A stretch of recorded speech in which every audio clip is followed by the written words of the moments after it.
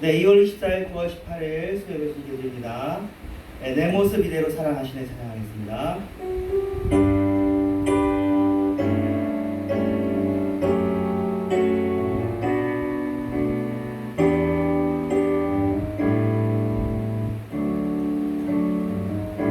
내 모습 이대로 사랑하시네 연약한 그대로 사랑하시네 나의 모든 발걸음 주가 하시나니 날 인도하소서 내 모습 이대로 사랑하시네 연약한 그대로 사랑하시네 나의 모든 발걸음 주가 하시나니 날 인도하소서 주의 날개 아래 거하는 것 주의 임재 안에 거하는 것 나의 가장 큰 소망 나의 가장 큰 은혜 주와 함께 동행하느니 주의 날개 아래 거하는 것 주의 임재 안에 거하는 것 나의 가장 큰 소망 나의 가장 큰 은혜 주와 함께 동행하느니 예, 주님 뜻대로 살기로 했네까지만 하고 오늘 말씀 인도하도록 하겠습니다. 찬양은 주님 뜻대로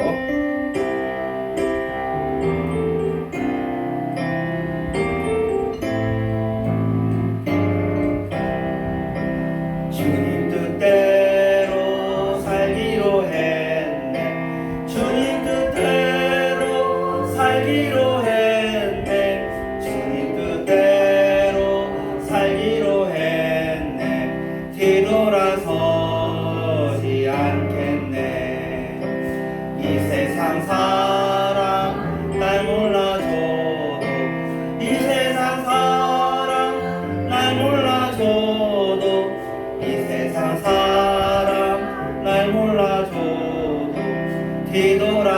뒤돌아서지 않겠네 세상 등지고 십자가 보내 세상 등지고 십자가 보내 세상 등지고 아멘 뒤돌아서 세상 등지고 세상 등지고 십자가 보내 세상 등지고 십자가 보내 세상 등지고 십자가 보내 뒤돌아서 이 세상 사람 날 몰라줘도 이 세상 사람 날 몰라줘도 이 세상 사람 날 몰라줘도 세상 사람 날 몰라줘도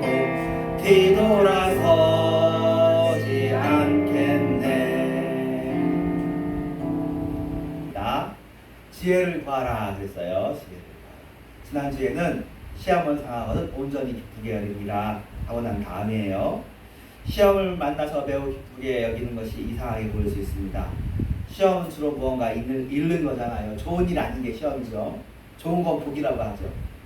돈 잃고 건강 잃고 자존심이 매우 상하는 일들도 이것도 시험이에요. 별일 아닌 거지만 우리에게 시험이죠.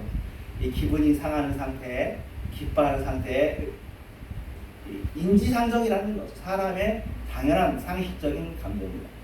시험이 들었는데 이것을 어떻게 기뻐하는 상태로 이겨내고 극복할 수 있을까? 이때 야고보서 1장 5절에 등장합니다. 너희 중에 누구든지 지혜가 부족하거든 이렇게 얘기합니다. 구하라는 거죠. 근데 이 구절을 기도에 대한 구절로 많이 사용해요. 세상에 지혜를 구하는 내용인 것처럼 여겨져요. 근데 시험을 얘기한 다음에 나왔으니까 시험과의 맥락 속에서 한번 보자는 거죠.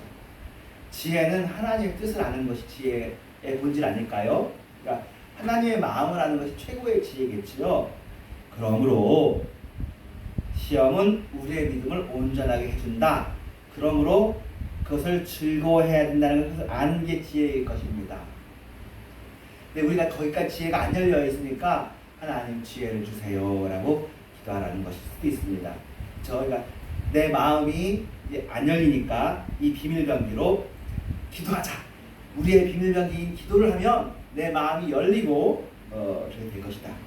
지혜가 부족하거든 모든 사람에게 후회지시고 부짓지 아니하신 하나님께 구하라. 그니 시험을 통해서 하나님께서 이루어하실 믿음의 열매를 더 깨달을 수 있도록 기도하라는 것입니다. 시험을 피하도록 기도하는 것이 아니라 시험이 오면 잘했다 감사합니다. 시험을 주셔서 감사합니다. 나를 이렇게 단단하게 하시려. 지난 수요일 마지막에 그런 거였거든요. 우리가 믿음에 관심이 없는 사람이라면 시험이 뭐가 즐겁겠습니까? 근데 우리는 믿음과 구원에 관심이 있는 사람이니까 이 시험이 오나 돕네. 그렇게 시험이 오면 기뻐하는 사람이 있는 거죠. 이게 지혜로운 사람이라는 거죠. 세상에 지혜로운 사람이라는 말할 때 이런 말까지는 안 들어가잖아요. 세상에서도 근데 안 들어가는 건 아니고 옹고의 지신 다 알고 또 그 있잖아요. 그거죠. 세옹지마가 그렇잖아요.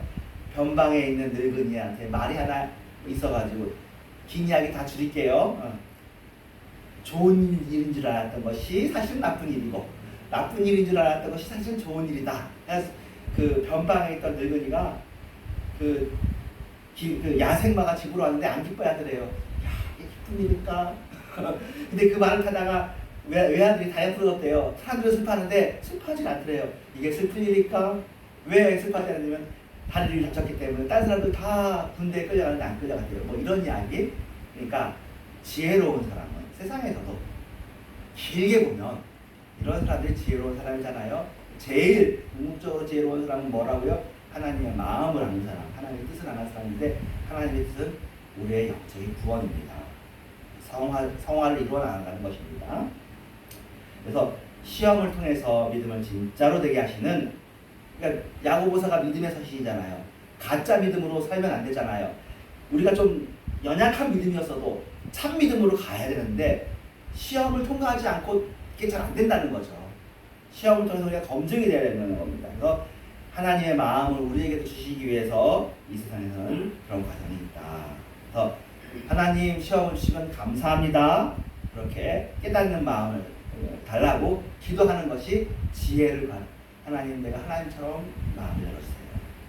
자, 오직 믿음으로 구하고 조금도 의심하지 말라. 1장 6절이에요. 의심하는 자는 바람에 빌려 요동하는 바람들 같다. 이 구절도 기도할 때 의심하지 말고 구해라. 자신이 무엇이든지 기도하면 그것을 하나님께서 들어주실 것이다. 물론 이것이 다른 구절에서 있으니까, 그러니까 기도하면 들어주신다는 구절이 있습니다. 그러니까 이것도 사용해서 틀린 것은 아닙니다만 맥락 속에서 이해하자는 얘기죠. 성경 말씀은 사실 전천후예요. 그 말씀을 좋게 법을 법있게 쓰면 이란 말이에요. 법을 하나님의 말씀을 맞게 쓰면 다 유익해요. 근데 하나님의 말씀을 잘못 쓰면 사탄이 쓰는 것처럼 쓰는 거가 되잖아요. 그러니까 귀하게 쓰려고 하고 하나님을 위해 쓰면은 다 법있게 쓰는 거예요. 네. 이건 뭐냐면 자신이 무엇이든 기도하면 하나님께서 들어주실 것을 의심하지 말라는 말은, 이거는 사실은 믿음이 아니잖아요. 그렇죠? 내가 기도하는 것은 다 무엇이든지 들어준다는 것은 이건 내가 복음이지 하나님 복음이 사실 아니잖아요. 그러니까 뭐냐면 시험이 위협하는 것과 드러나게 하는 믿음 사이에 중요한 건 무엇이죠? 믿음이라는 거예요.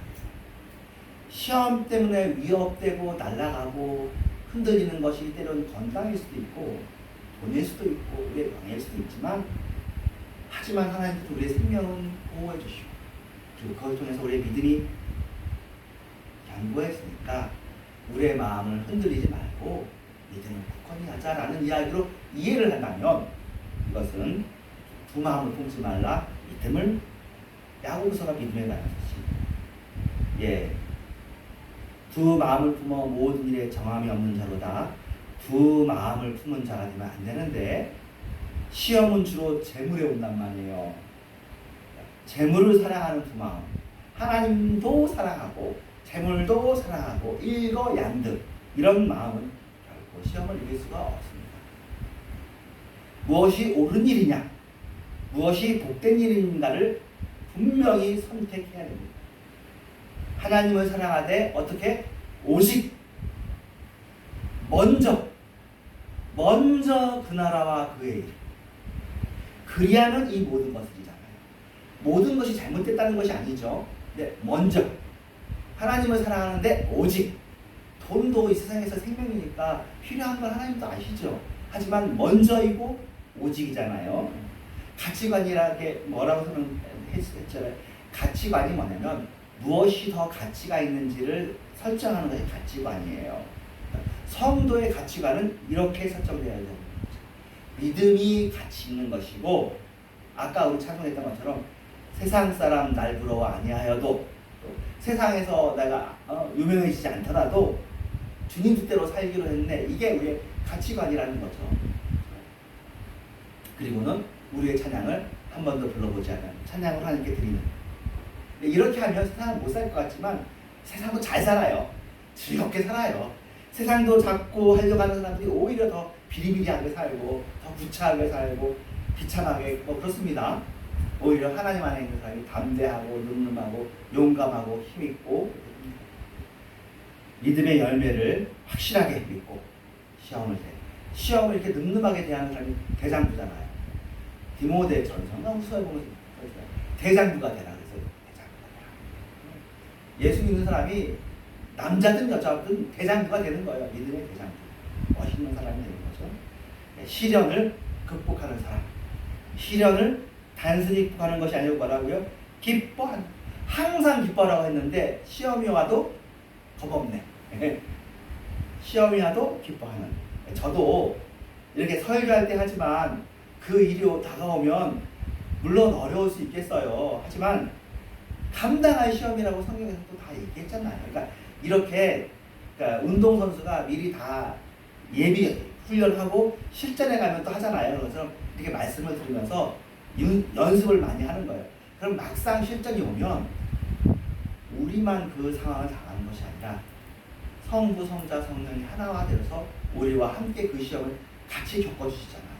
모래의 발자국처럼. 우리 혼자 그 시험을 견디면 우리가 이길 수 있습니까? 우리는 연약해서 못 이깁니다.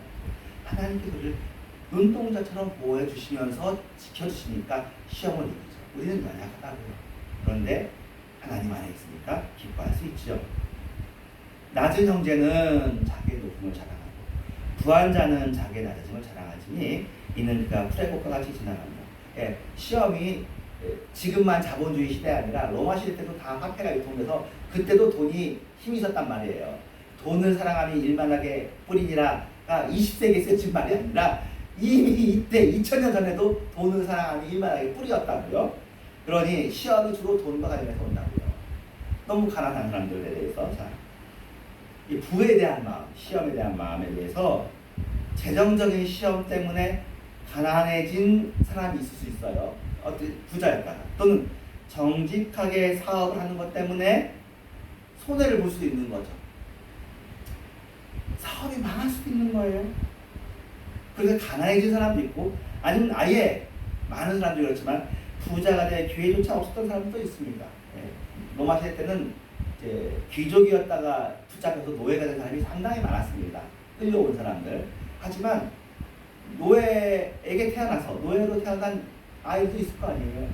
그렇게 가난하신 아이들도 있는 거예요. 근데 가난하다고 해서 낙심하지 말자라는 것이 성경의 교훈입니다. 가난한 사람은 낙심하지 말고 어떻게 하라고요? 높음을 자랑해라는 거야. 참 새로운 일이죠.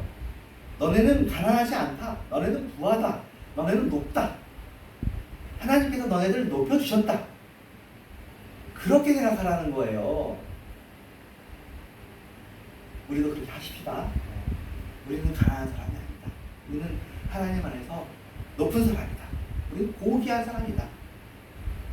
그래서 사람이 보는 낮음이 아니라 하나님께서 보시는 높음으로 자신을 볼 줄 알아야 된다는 거죠. 세상 기준으로 보는 것은 다 할 수 있어. 하지만 하나님이 보시는 기준으로 보는 사람이 세상에 몇 명이나 있냐고요. 저 못 봤습니다. 다 세상 보는 기준으로 보더라고요. 1000명, 10,000명이 다 그렇게 하는데 여러분 몇몇 사람들은 하나님 보시는 기준으로 사는 사람이 있는 걸 알잖아요. 그렇잖아요. 흔들리지 않아요. 내가 왜? 하나님이 나를 귀하게 여기십니다. 그러면 재정적으로 낮아지는 시험이 하나도 문제가 되지 않습니다. 부한 사람은 작게 낮아지면 자랑하지는 자랑하래요. 부한 사람은 낮아짐을 자랑하지니. 부한 사람은 세상이 당연히 높게 여기죠. 아부하죠. 근데 그런 것에 속지 말라는 거예요. 아부하는 사람들 중에 좋은 사람 없습니다. 아부하는 사람은 조심해야 돼요. 부자라고 해서 아부하지 않는 사람이 진실한 사람인 거거든요. 근데 이상하죠. 지도자들도 아부하는 사람 좋아해요. 부자들도 아부하는 사람 좋아해요. 이상해요. 세상은 그래요. 근데 진짜는 지혜로운 사람은 자신의 지위와 자신의 권력과 자신의 부유함으로 자신을 평가하지 않고 그것 때문에 눈이 휘어지지 않는 사람을 찾는 사람이 그것이 진실한 사람이고 신앙인인데 그런 사람이 되라는 거죠. 그러므로 자기를 낮춰야죠. 낮은 자리에 가는 것을 자랑해야죠. 세상이 말하는 높은 자리가 무슨 의미가 있겠습니까? 오직 하나님께서 높이시는 자리가 중요하지 않습니까? 뭐 재정적인 시험 오면 어때요? 이러도 기뻐할 수 있는 것이죠. 이런 모든 것은 풀의 꽃과 같이 지나가는 것입니다. 예, 사람들을 위협하고 시험하는 것, 악한 영, 세상이 그렇게 하는데 사람들이 잃을까봐 벌벌 떱니다. 예, 그런 것은 풀의 꽃과 같습니다. 귀한 꽃도 아니고 들풀의 꽃. 예. 분명 당시엔 좋아 보이죠. 꽃이니까 꽃은 좋은 거잖아요. 지나고 나면 다 시들고 마는 이게 꽃이 나쁘다는 게 아니라 1년생 지나가는 들풀 한 철만 지나가는 꽃이 아니라 사람이 귀하잖아요. 사람. 들풀로 살 것이냐 아니면 사람으로 살 것이냐. 너네는 하나님께서 귀하게 보는 사람이라는 거죠. 사실은 여기 보면 예수님께서 그 들풀도 하나님은 귀하게 보신다는 거죠. 솔로몬의 영화도 이 들풀보다 못하다고 했잖아요. 이 세상의 그 영화도 들꽃보다 사실 못한 것이 세상 솔로몬의 영화라는 거예요. 하나님이 들의 풀이나 꽃을 하찮게 보시는 하나님이시겠습니까? 하나님 피조물인데 그런데 너네들은 영적으로는 꽃보다 귀하다. 안치환이라는 사람이 부른 이제 노래가 있어요. 사람이 꽃보다 아름다워. 맞습니다. 나이가 들면 꽃을 보고 좋아한다고 하잖아요. 네, 여러분 그러나 우리는 모두 꽃보다 아름답고 귀한 분들이에요. 젊음만 귀한 것이 아니죠. 믿음이 더 나이가 들수록 원숙해지는 것처럼 우리가 세상이 보는 아름다움을 가지고 이 세상을 살아야 되겠습니까? 하나님께 보이는 아름다움으로 세상을 살아야 되지 않겠습니까? 그 젊음이야말로 지나가 버리는 거예요. 젊음이 최고가 아닙니다. 하나님께는 믿음이 최고예요. 영적인 것이 최고예요. 믿음이 없는 젊은이로 살겠습니까? 믿음이 좋은 늙은이로 살겠습니까? 당연히 믿음 좋은 늙은이로 사는 것이 100배 낫는 것입니다.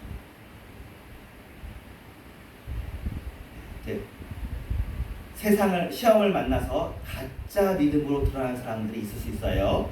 하지만 기회가 있어요. 한번 실수하면 어때요? 병가지 상사점. 다시 진짜로 만들 기회가 있는 거예요.